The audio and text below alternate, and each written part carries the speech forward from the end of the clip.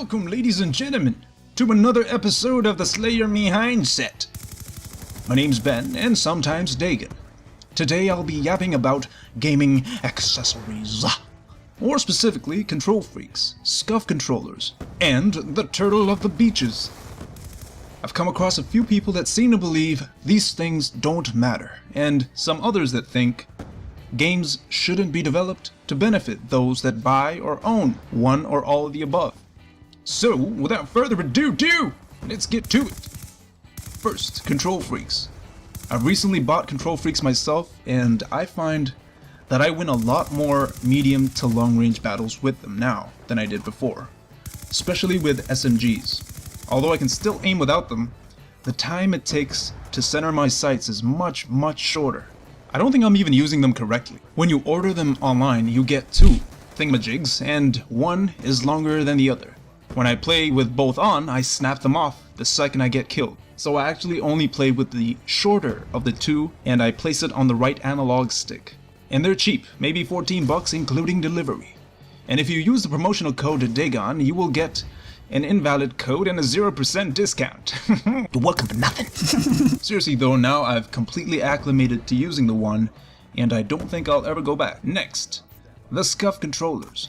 I personally don't have a Scuf controller yet, but I've had to adopt many behaviors to make up for it. Here's an example. I found myself caught off guard here by someone pre-firing behind me. I know that to turn around while standing still is certain death, so what do? I do a little strafe boogie, jump forward to stay alive, and by a few milliseconds, jump backward to line up my sights. Yes, his aim was horrendous, but if I had a Scuf controller, I would have killed him during the first jump, not after. This kind of ties into my previous video about improving reaction time. Scuf controllers reduce your reaction time by eliminating the few milliseconds you spend moving your finger from the analog stick to the jump button. In Halo, there was a button layout called Bumper Jumper that put the jump button right above your left or right trigger. And I played on that setting because it allowed me to jump and aim at once. So I will most definitely be buying a Scuf controller before Advanced Warfare comes out, especially with all the flying around we'll be seeing there.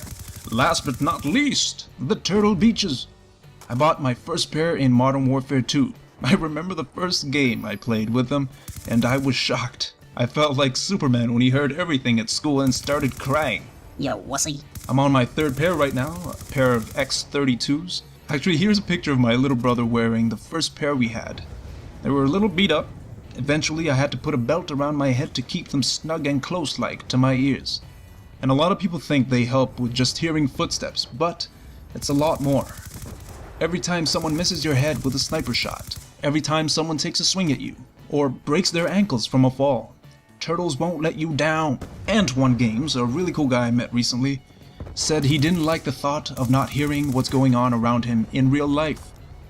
It is true that you can't hear a thing. I can testify to that.